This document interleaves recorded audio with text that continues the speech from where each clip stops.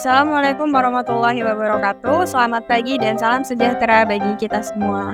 Pada video kali ini, kami dari kelompok 10 kelas 2A Perbankan Syariah Queen Syarif Hidayatullah Jakarta akan menjelaskan materi tentang mekanisme pasar, pengawasan pasar, dan kebijakan harga dalam ekonomi Islam. Sebelumnya, saya akan memperkenalkan anggota kelompok yang terdiri dari Filza Halwa Fadila dan saya sendiri Amanda Halimatus Sadia. Materi pertama akan disampaikan oleh Saudari Filza Halwa Fadila, kepadanya disilakan. Mekanisme pasar. Pasar merupakan sebuah mekanisme pertukaran barang dan jasa yang alamiah dan telah berlangsung sejak awal peradaban manusia. Dalam Islam, pasar sangatlah penting dalam perekonomian. Kegiatan pasar juga telah terjadi pada masa Rasulullah. Dalam pasar, dalam pengertian ilmu ekonomi adalah pertemuan antara permintaan dan penawaran. Dalam pengertian ini, pasar bersifat interaktif bukan fisik. Adapun mekanisme pasar adalah proses penentuan tingkat harga berdasarkan kekuatan permintaan dan penawaran.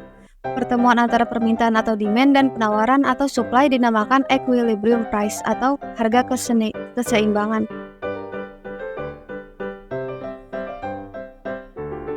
Pasar dalam perspektif Islam. Pasar yang selama ini berkembang khususnya di Indonesia hanya tertuju pada upaya pemaksimalan untuk mencari keuntungan sebesar-besarnya dan cenderung terfokus pada kepentingan sepihak.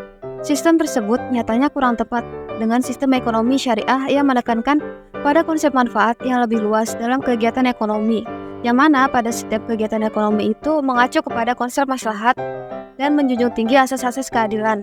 Selain itu juga menekankan bahwa pelaku selalu menjunjung tinggi etika, norma, dan hukum dalam kegiatan ekonomi. Realisasi dari konsep syariah itu memiliki 3 ciri yang mendasar, yaitu prinsip keadilan, menghindari kegiatan yang dilarang, dan memperhatikan aspek kemanfaatan. Ketiga prinsip tersebut berorientasi pada terciptanya sistem ekonomi yang seimbang, yaitu keseimbangan antara memaksimalkan keuntungan dan pemenuhan prinsip syariah yang menjadi hal mendasar dalam kegiatan pasar. Mekanisme pasar di masa Rasulullah. Pada usia 7 tahun, Muhammad telah diajak oleh pamannya Abu Thalib melakukan perjalanan perdagangan ke negeri Syam. Kemudian, sejalan dengan usianya semakin dewasa, Muhammad semakin giat berdagang, baik dengan modal sendiri ataupun bermitra dengan orang lain. Muhammad adalah seorang pedagang profesional dan selalu menjunjung tinggi nilai kejujuran, sehingga beliau mendapat julukan Al-Amin atau yang terpercaya. Setelah menjadi Rasul, Muhammad memang tidak lagi menjadi pelaku bisnis secara aktif karena situasi yang tidak memungkinkan. Ketika masyarakat Muslim telah berhijrah ke Madinah, peran Rasulullah bergeser menjadi pengawas pasar atau al-muhtasib. Beliau mengawasi jalannya mekanisme pasar di Madinah dan sekitarnya agar tetap dapat berlangsung secara Islam. Pada saat itu, mekanisme pasar sangatlah dihargai. Beliau menolak untuk membuat kebijakan penetapan harga, manakala tingkat harga di Madinah pada saat itu tiba-tiba naik. Sepanjang kenaikan terjadi karena kekuatan permintaan dan penawaran yang murni, yang tidak dibarengi dengan dorongan-dorongan monopolistik dan monosonistik. Maka tidak ada alasan untuk tidak menghormati harga pasar. Dalam hadis Nabi dijelaskan bahwa harga pasar merupakan hukum alam atau sunatullah yang harus dijunjung tinggi. Tak seorang pun secara individual dapat mempengaruhi pasar, sebab pasar adalah kekuatan kolektif yang telah menjadi ketentuan Allah. Pelanggaran terhadap harga pasar misalnya penetapan harga dengan cara dan karena alasan yang tidak tepat merupakan suatu ketidakadilan yang akan dituntut pertanggungjawabannya di hadapan Allah. Penghargaan Islam terhadap mekanisme pasar berdasarkan pada ketentuan Allah, bahwa perniagaan harus dilakukan secara baik dengan rasa suka sama suka. Dalam Al-Quran Surat An-Nisa ayat 29 dinyatakan, "Hai orang-orang yang beriman, janganlah kamu saling memakan harta sesamamu dengan cara batil, kecuali dengan jalan perniagaan yang berlaku dengan suka sama suka di antara kamu. Dan janganlah kamu membunuh dirimu, sesungguhnya Allah Maha Penyayang kepadamu."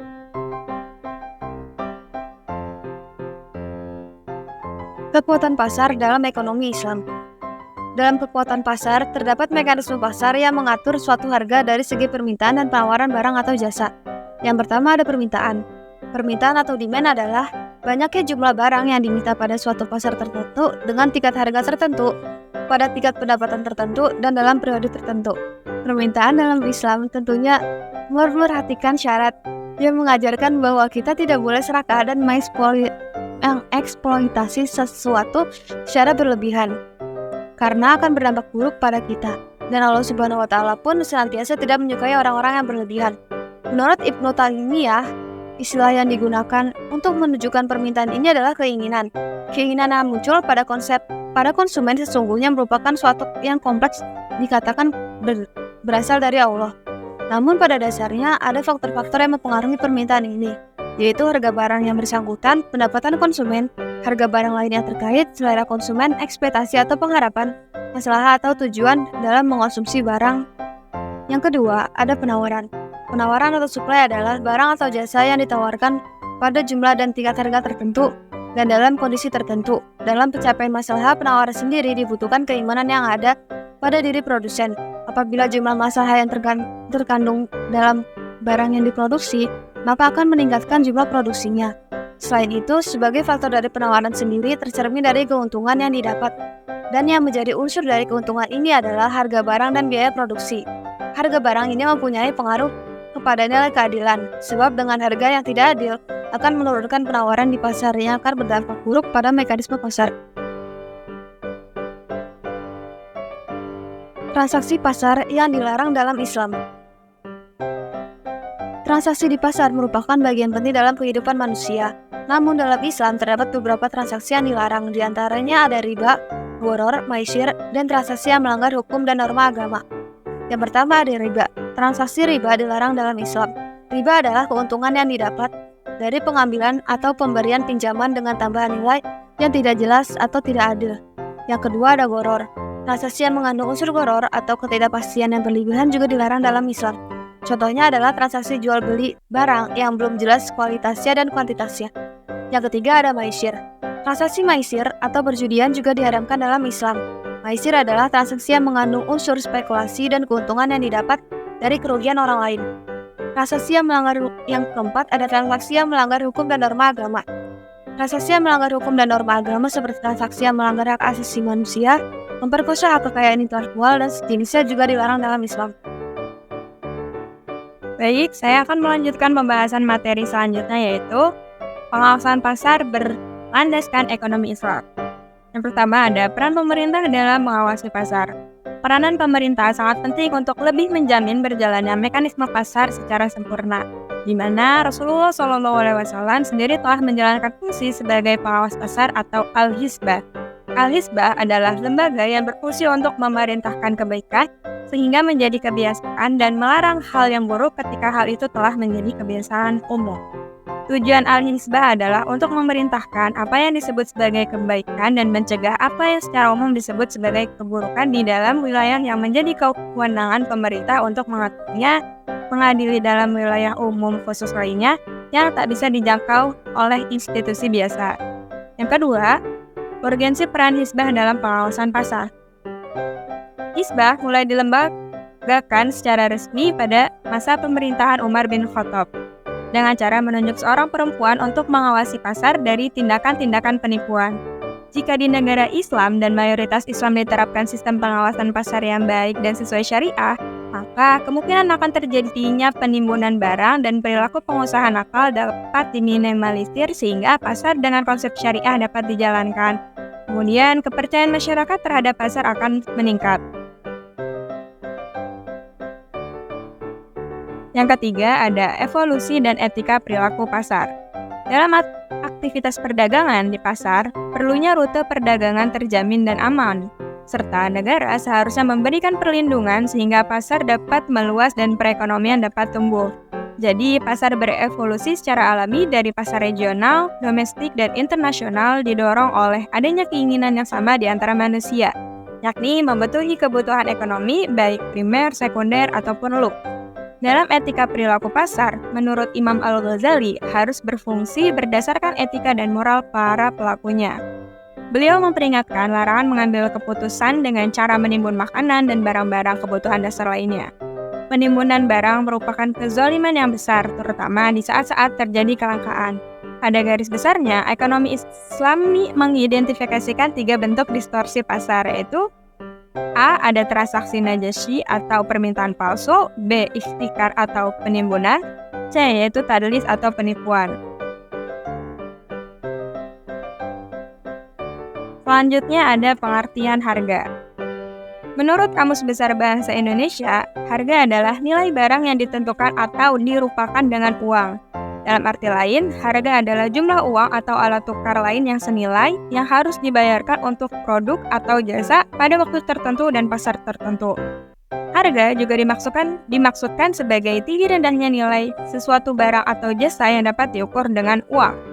Harga merupakan salah satu bagian yang sangat penting dalam pemasaran suatu produk karena harga adalah satu dari 4 bauran pemasaran atau marketing mix yang terdiri dari 4P, yaitu produk, harga, distribusi, dan promosi. Harga berpengaruh langsung terhadap laba usaha.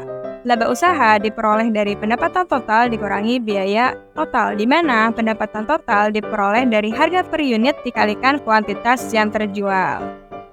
Dari sudut pandang konsumen, harga seringkali digunakan sebagai indikator nilai bila mana harga tersebut dihubungkan dengan manfaat yang dirasakan atas suatu barang atau jasa. Nilai atau value dapat didefinisikan sebagai rasio antara manfaat yang dirasakan terhadap harga. Selanjutnya, konsep harga adil. Harga adil menurut Ibnu Taimiyah adalah nilai harga di mana orang-orang menjual barangnya dan diterima umum sebagai hal yang sepadan dengan barang yang dijual ataupun barang-barang yang sejenis lainnya di tempat dan waktu tertentu. Ada 2 tema yang seringkali ditemukan dalam pembahasan Ibnu Taimiyah tentang masalah harga, yakni kompensasi yang setara atau adil atau disebut iwad al-misli, dan harga yang setara atau adil atau yang disebut saman al-misli. Iwad al-misli adalah penggantian yang sama yang merupakan nilai harga sepadan dari sebuah benda menurut adat kebiasaan. Adapun saman al-misli adalah nilai harga di mana orang-orang menjual barangnya dapat diterima secara umum sebagai hal yang sepadan dengan barang yang dijual itu ataupun barang-barang yang sejenis lainnya di tempat dan waktu tertentu. Selanjutnya ada regulasi harga. Regulasi harga adalah pengaturan terhadap harga-harga barang yang dilakukan oleh pemerintah. Regulasi ini bertujuan untuk memelihara kejujuran dan kemungkinan penduduk bisa memenuhi kebutuhan pokoknya. Jika pengaturan atau penetapan harga yang dilakukan pemerintah terdapat unsur kezaliman atau ketidakadilan terhadap manusia dan bersifat memaksa tanpa hak untuk menjual barang yang disukainya atau melarang mereka dari barang yang Allah telah bolehkan, maka haram hukumnya.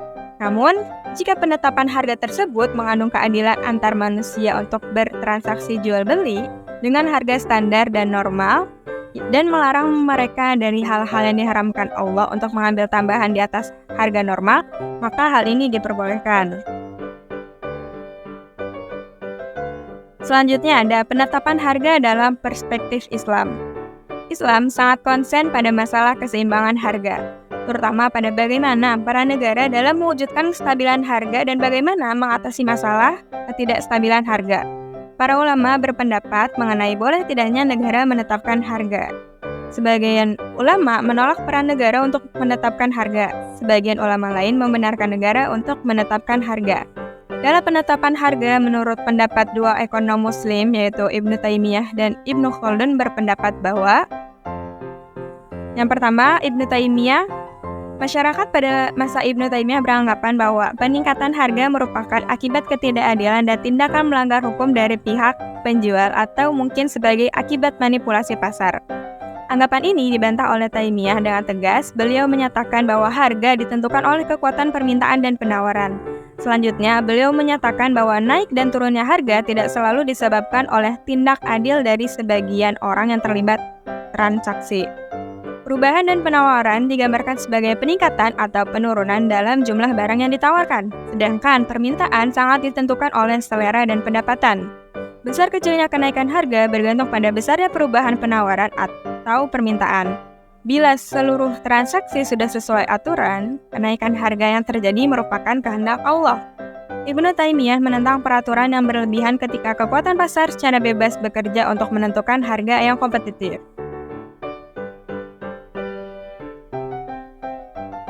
Selanjutnya, penetapan harga dalam perspektif Islam menurut Ibnu Khaldun. Ibnu Khaldun menjelaskan pengaruh naik dan turunnya penawaran terhadap harga. Beliau mengatakan, ketika barang-barang yang tersedia sedikit, harga-harga akan naik. Namun, bila jarak antar kota dekat dan aman untuk melakukan perjalanan, akan banyak barang yang diimpor sehingga ketersediaan barang akan melimpah dan harga-harga akan turun. Dengan demikian, maka sebagaimana Ibnu Taimiyah dan Ibnu Khaldun juga sudah mengidentifikasikan kekuatan permintaan dan penawaran sebagai penentu keseimbangan harga. Baik, cukup sekian penjelasan dari kelompok 10. Kurang lebihnya mohon maaf. Wassalamualaikum warahmatullahi wabarakatuh.